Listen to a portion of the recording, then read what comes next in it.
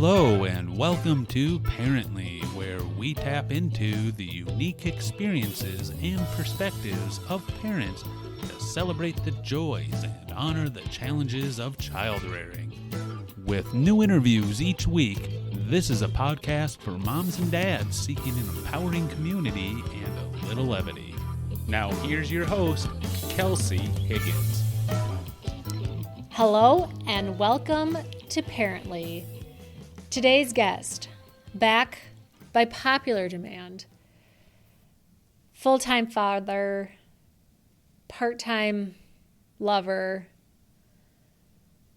100% awesome, my husband, Andrew Higgins. Hey, Kels. Thanks for having me. It's great. I did have a little trouble finding the place, but I made it. But I do want to just let you know, I love your outfit. Likewise. Thanks. I am just so comfy. Anyone who's watching on YouTube know exactly what we're talking about, but can you paint a little picture for anyone who might just be listening old school podcast? Well, we have on these very elegant and soft velour suits. I didn't know if you were going to say it correctly. Yeah, I finally got it. I was practicing it. Right. I was practicing it. And as you can see, we look quite amazing. And yes, we do wear these in public. And yes, our children will rock these on their way to school, at school, after school, Aggie wherever. wore his velour suit today. Charlie wore hers yesterday. Whenever they're clean, they wear them. Yep, they do. But it's nothing like this. It just screams comfort and style. And it says, I am going to take on the day. This episode is not sponsored by Velour, by the way. But maybe it should be. We got these suits for our Christmas card, which was supposed to be kind of funny and ironic, but some of the pictures kind of turned out cute. And so we sent them out. And I don't really know if people are going to know that it's a joke or if they think maybe we just like to dress in velour suits as a family. I'm kind of hoping for the latter. The latter, yeah. Welcome to the Andyism. So here we go. Get used to it, folks. You're in for a rocky ride for the next 27 minutes. Yeah, we got a lot of Andyisms. Okay, to my dear husband, thank you for being my guest today. Yeah, great. I'm happy to be here. Are you? I am. Let's start with some softballs, okay? Oh, I didn't know this is going to get that deep. Well, it could. We'll All see right. where the conversation goes. Fair enough. What is your favorite thing about being a dad? Right now, I think they both kids, some days I'd like to think of them as feral children, but they're both extremely happy and smart and kind. That doesn't take away from their little bit of craziness. But at the end of the day, just watching them continue to learn and explore, both their vocabulary has just taken out. You can have conversations with them both, and just watching them kind of fall forward in life and figure things out. That's sweet. Did you always want to be a dad? No, I was never opposed to it, but it just was never on my radar. That's interesting. Tell me more. Yeah, I was content as is. And as is meaning no kids. Yeah, I was content. It would have been a totally different life. It would have been a lot different. And the question sometimes people ask, oh, aren't you glad you had kids? Well, the answer is yes. And you can never look back after it and change your mind knowing what you now know. You can't do that. But what gets lost sometimes is that it's okay for people not to want to have kids, and they can live very fulfilled, fun, happy lives. Mm-hmm. It reminds me of when you wanted to stop at one, yeah, and I twisted your arm for two, and yes, you I did. always say, remember when you didn't even want her, and you get so mad at me because, to your point, now you can't imagine life without her, but to your point, I think you would have been very happy and very fulfilled with only one. I absolutely would have been. And to further I think you would have been very happy and fulfilled with 0. Absolutely, absolutely. I used to always tell you, like, we'll have one and see how I like it, and we'll Which go I from thought there. was a joke And I until couldn't have we told had you. one, and then you were like, that's a lot of work. That's I a think lot I'm of done. work. But, one thing that we've kind of talked about is that, the difference between the two with Augie and Charlie was that with Augie, I just did not like the baby stage. Just, it was a lot. It was a lot more work than you ever are told. And, like, you can't even imagine the difference. And just constantly always being on kind of took, emotional and mental toll on me. But with Charlie, knowing I was never going to get that opportunity again, I felt like I took a different approach this time. Oh, we can do it again. Oh, scientifically, I don't know if you and I can, but I guess, we'll see what happens. There's and reversal. We're not doing that again.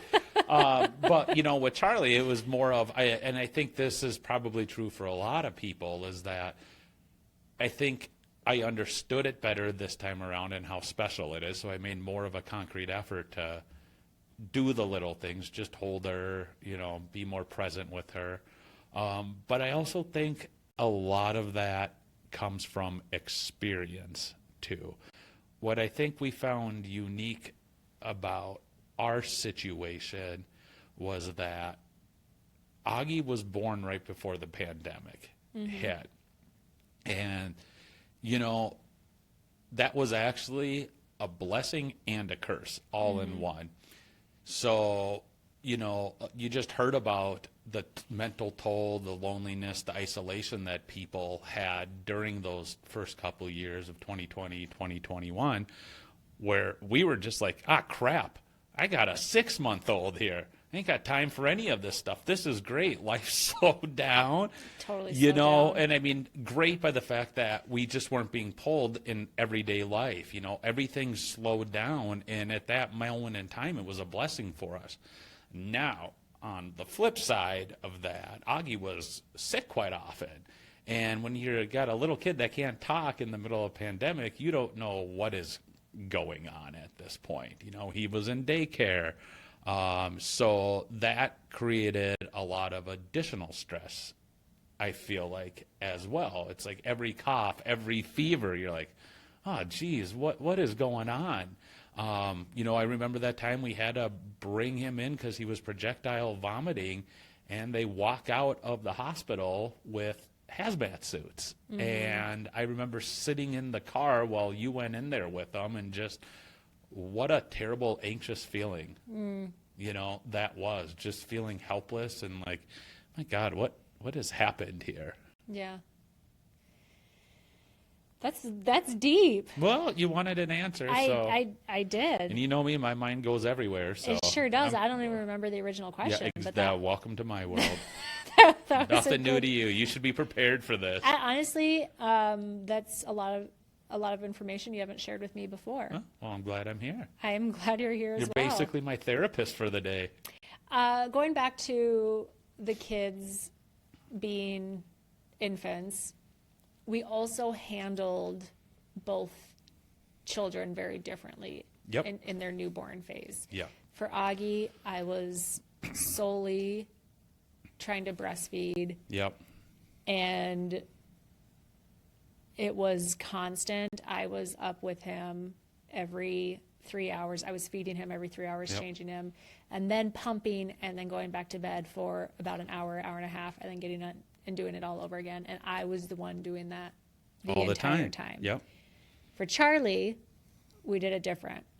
And we were both getting, about 6-hour stretches of sleep at a time.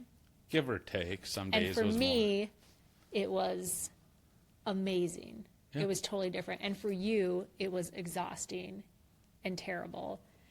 And so it's interesting because your perspective is that you were more comfortable and you took more time with her and more interest. But I think part of it too was just a little bit of that was kind of the logistics of how we chose to handle Charlie. And I wonder if we hadn't done that with Augie, if you wouldn't have felt differently about him as Yeah, as a baby.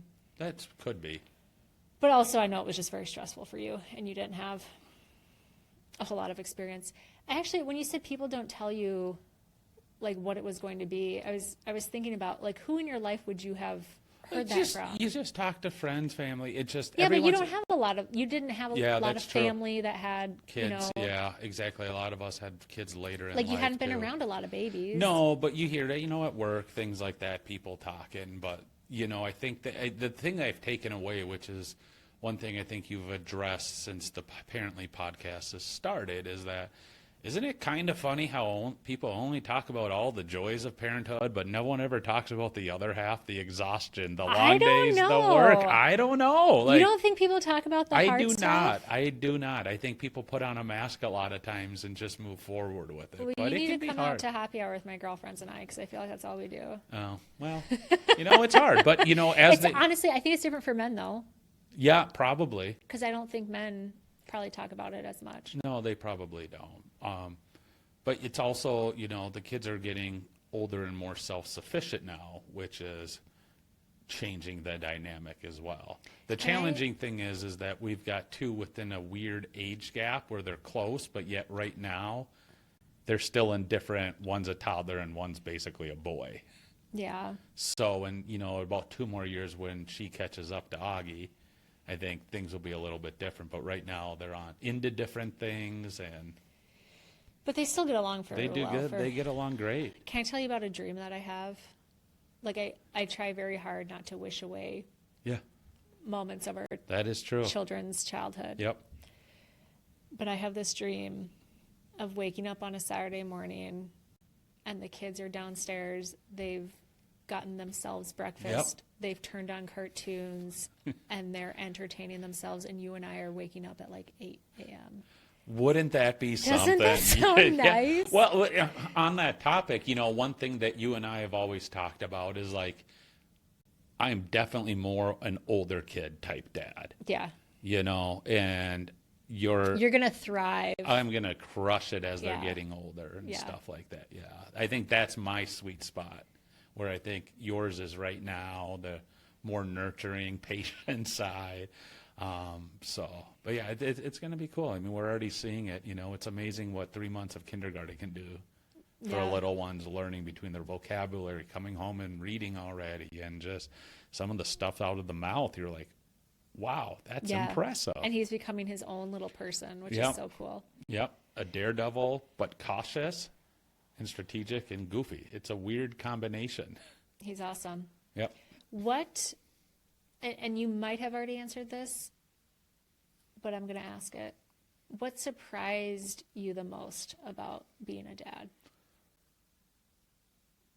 I think the thing that surprised me the most was how mentally wiped out I can get. Like, I never used to take naps. Like, I could never. I know. Tell me about it. I used to love that. Yeah, I never could take naps, or like I had this just weird like clock, like natural clock, where like I couldn't sleep in the daytime even if I tried. I just couldn't do it. And I always had I got 5 hours of sleep. I'm great. I'd get up, I'd work out and get on with my day, stay up late the next night, and then do it all over again. But with the kids, it is mentally exhausted. And, I used to think, some of it's just getting older, but no, it's mental exhaustion. Sometimes you're always on. I loved it when you didn't nap, because that meant I always got to take the naps.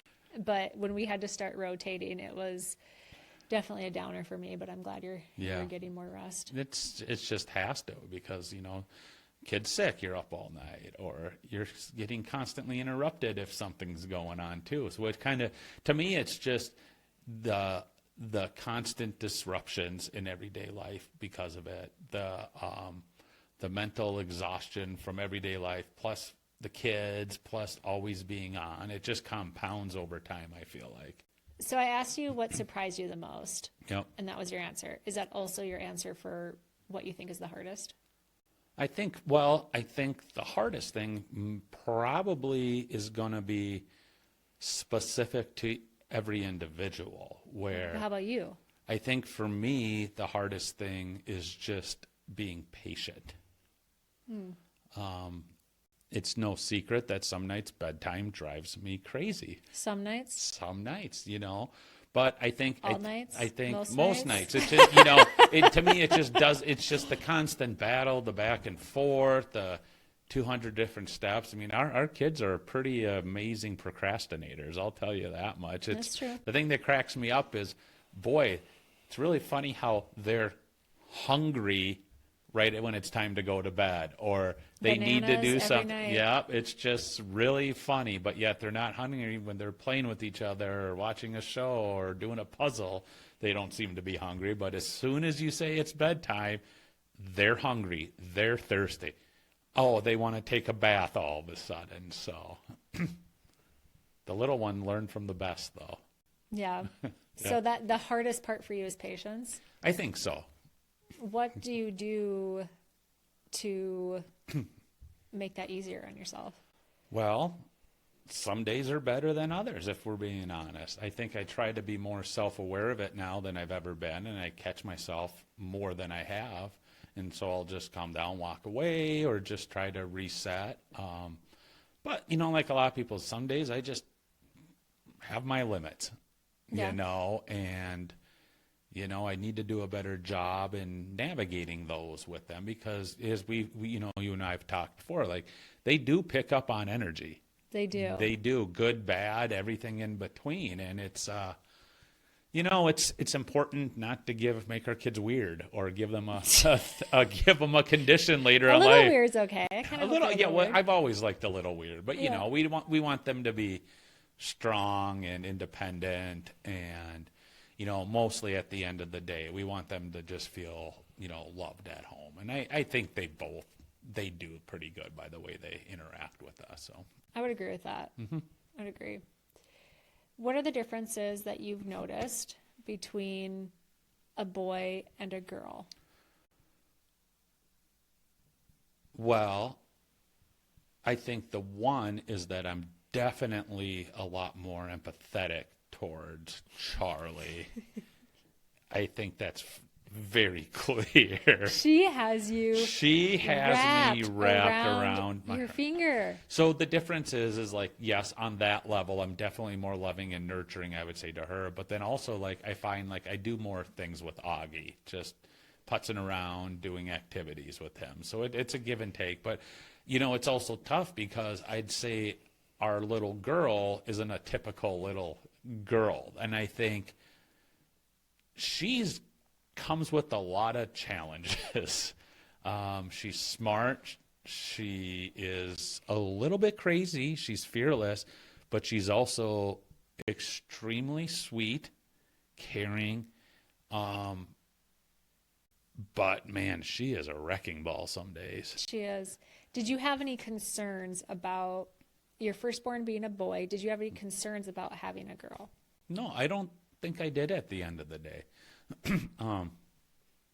Again, I think it's no different than what we teach her is what we teach Augie is, you know, take care of yourself, be kind, make good decisions, teach right or wrong. I don't think we're changing our messaging or our style because one is a boy and one is a girl. I feel like we do kind of treat them similar, keep them to the same expectations. They basically wear the same clothes. They literally, Charlie, God bless that girl. One day she'll figure it out and ask for her own, but she looks like a boy some days. Well, that's okay. That's all right. You know? She has very pretty dresses and, She does. and cute girl things. I should say stereotypical Yep. girl things. I don't think that there really should be girl things and boy things, but There are, so it is what it is. when she gets to pick out her own outfit, she's definitely going Paw Patrol underwear. Or some days she wants her spinning dress. Superman. Yeah. You just never know. Some days I'm just going to wear this. You're right. Star Wars t-shirt and pants, and I'm just going to love it. And then the other days it's like, I want my pretty dress. Heaven All forbid right. I try to do her hair, though. Yeah, well, she doesn't. Well, that's a grandma task, I feel like. That's a strong line in the sand. That's a she's line in drawn. the sand with her. I'll say that. So, All right. I want you to close your eyes and think into the future. Like, close your eyes. There's a good chance, based on what we were talking, I might fall asleep if I close my eyes. Whatever. Close your eyes and think, let's see, 20 years into the future, our son will be 26, our daughter will be 22, almost 23. You can open your eyes now. All right. What do you hope our family dynamic looks like? What do you hope for them? How do you envision that stage? Well, I hope they still like us at that point. Same. I hope that they want to hang out with us, and not just for, quite honestly, monetary reasons. I hope they want to do things with us and continue to have us a part of their life. I know that's easier said than done. And but I want them to be happy. I want them to be curious. I want them to be adventurous. I want them to challenge authority. I want them to, ask the tough questions. Don't always take things at face value. I want them to be a little, rebellious, but also understand the limits and right from wrong. What about you? Well, I hope I can still walk. I hope I have my health at that time. I know. I guess we didn't talk about how old you would be at that time. Yeah, it would 20 be years from now. 60. You'll be definitely retired, which will be fun. Well, at this rate, who knows okay. anyway. Okay, Mr. Dramatic. But yeah, I mean, that'd be just, it'd be nice to get to that point and we could just hang out with them and, enjoy our time. I'm sure that's what they want. Their retired parents just hanging out with them. I mean, if once they have kids, we understand the value of, family help and everything like that. So I think, we'll have that obligation to be there for them through no matter what they deal with, no matter how old they are. Did it surprise you how much your family stepped up when you had kids? Yes and no. It was a pleasant surprise, just how willing and open everyone's been about it. And I would even argue, on some levels on your side too, and they're not even in the same city sometimes, but, in a pinch, we can always call someone and someone will help us out. So, yeah, I think for me, one of the most pleasant surprises was how much your parents specifically have stepped in to help us out. And they're local, yes, but it's like they truly enjoy spending time with our kids, and they go out of their way to make sure that they're establishing relationships with them, which is really cool for me because I never had grandparents anywhere close to me. They're always in Florida and long, I would see them, I don't know, maybe like once a year or whatever. So that has been so cool. When I imagined having kids, that was just a piece that I never thought about because it wasn't available to me. But yeah, and it's been good on that. And look at all the cool things, specifically Augie's been able to do with them. Go to games, go to plays, go to movies, just all these things. He's very cultured because of Grandma. Yeah, Grandma keeps him cultured and exposes him to the arts, that's for sure. But that's good, though. That's a special thing. And then, it also gives us a little, even if it's for an hour, it gives us a little break to just maybe catch our breath and just sit. Yeah, or, the other part about too is getting one-on-one time with Charlie. Yeah, that's one thing that I kind of caught me off guard is that, and I don't know if this is unique to us or it's common or sometimes, but like Augie commands a lot of attention. It's just his personality. And Charlie doesn't get a lot of the one-on-one time always with us because of that. It's always, well, we're all doing this together, or Augie gets to go because he's older. He has the opportunity to do different things, whether it's you or I by ourselves or with grandma or somebody. Do you know what I mean? Where Charlie just doesn't always get that stuff. Our perspectives are so different. Okay, how so? I'm not saying yours is wrong. And mine. Boy, it sure sounds like no, it. You're not wrong, but you're not right. I would not say that Augie commands more attention than Charlie. Charlie constantly is on my ass.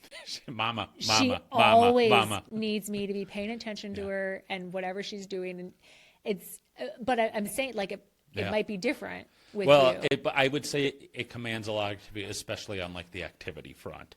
So it's Augie's soccer game right now. It's Augie's stuff like this, Yeah, yeah. or Augie's got swimming tonight, and so someone's always with Augie, kind of doing Augie things. And now, that'll balance out as he becomes more self-sufficient and gets a little older, and then at the same time, she's coming up and she has her own activities that'll be specific to her. Yeah, like But kickboxing. MMA fighting. By that point, they'll probably have, women in football or some professional league, and I could just see her being a linebacker, unfortunately. There's like professional flag football for women.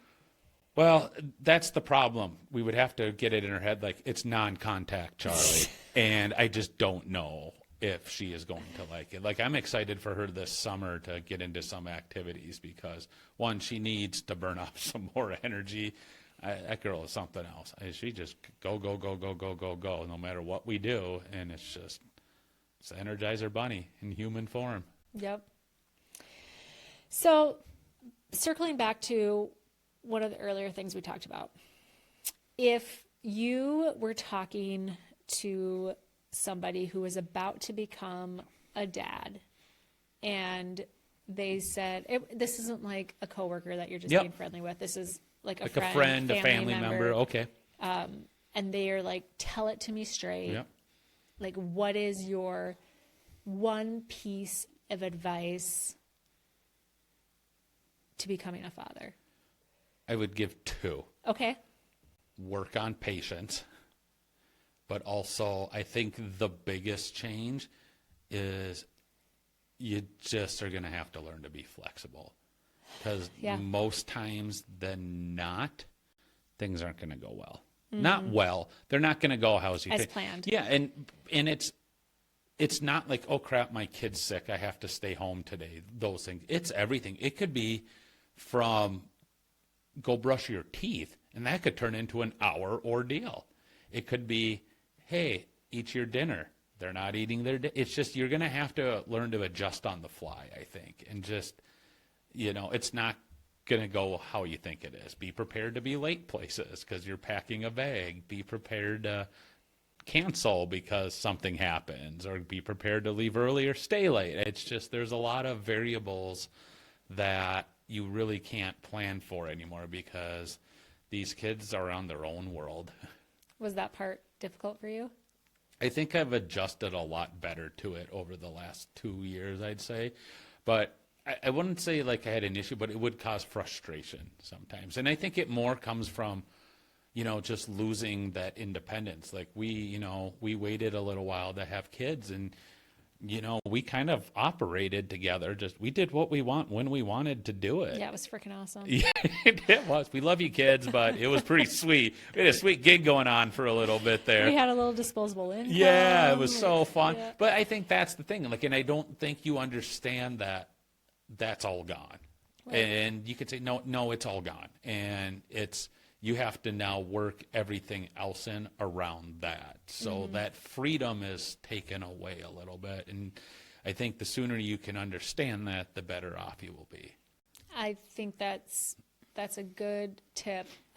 It does align with what last week's guest, Jamie, also shared about becoming a mom and a stepmom, was that all of a sudden her time wasn't her time. It's not her time, because even when you have time, odds are you're doing something for the house, your spouse, the family. You're going somewhere. It's not your time anymore. It's those two people are the most important thing. Do you remember when Augie was a newborn and I was exhausted, I was tired, I was just at my wit's end, and you told me to go have some Kelsey time and go grocery shopping for the family? That sounds like something Do I you would remember say. that? Not that specific, but I'll give it to you because that is 100% something I would have said. I about chopped your head off. Yeah, well, add it to the list. Let's be real. You've come a long way since then. It's a lot. I thought you were going to talk about how, when you were either pregnant with Augie or Augie was a baby, like when you would just pass out on the couch at Old Condo with Cheerios or, Yeah, I would do you that. know, I just from remember exhaustion. when, in our nightly prayers, you asked Jesus to please make me not so hungry.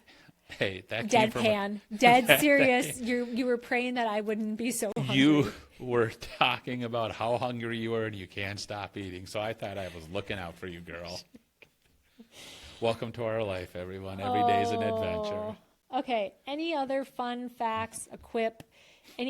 Actually, let me end on this. Give me your funniest memory story from being a dad. Something that sticks in your head and you'll always remember, either something funny that happened to you. Well, I remember Augie's first word randomly out of nowhere, amen. And it was bizarre. It was bizarre Because he was so young and he had no, little. and he just said it on cue, the right context, and I mean, months old, what do you say? Yeah, gosh, I don't know. He was young, too young to be talking, 6 months maybe. Yeah, and it was so bizarre, and you track that up to like, that's just the weird random sound that person said that sounded like a word, but I'll never forget that and the look we had on. And we both looked at each We're other like, like, what the heck? What a else? cute one. I mean, there's always the funny things, like, you know, just this past weekend where August was sick, Charlie wasn't getting enough attention. So what did she do? You know, in her personality, she rebelled and peed on the floor and said, I made a puddle. Come give me attention. You did that on purpose, didn't you, Charlie? Yes, I did. All right, girl. I get it. I get it. Dad does the same thing when mom stops paying attention to him. Just pee on the floor. So, but you know, it's those little things that you can't really isolate it now. But like, there's just those little weird, quirky Fun little things. memories. Well, even tonight, just perfect example. You know, they're running around, they're playing, and you know, I'm getting the dishes done and everything, and next thing I know, I look around and they both have their clothes off and they're just sitting there in their underwear. And I'm like, okay, like, just like whatever. I ask Augie, I'm like, Augie, why did you guys take your clothes off? Always. He's like, Dad, we're wrestling and that's what wrestlers do. And I just sat there for a minute. I'm like, good point, Augie, and just went around my day. So couldn't really argue with that logic. Yeah. Never with the clothes. It's just clothes are optional, apparently. So that's funny. Well, Andy, you've been a fabulous guest. Great. Thank you for joining Parently. Yeah, I have a question, though. Do you validate parking on the way out of here? You think you're so funny. That was a pretty good joke, actually. For you, I'll certainly validate. Oh, that's sweet. I love you. And to all of the listeners, thank you for joining as well. I invite you to tune in again next week for another insightful conversation. And if you haven't already done so, please be sure to subscribe, rate, and review.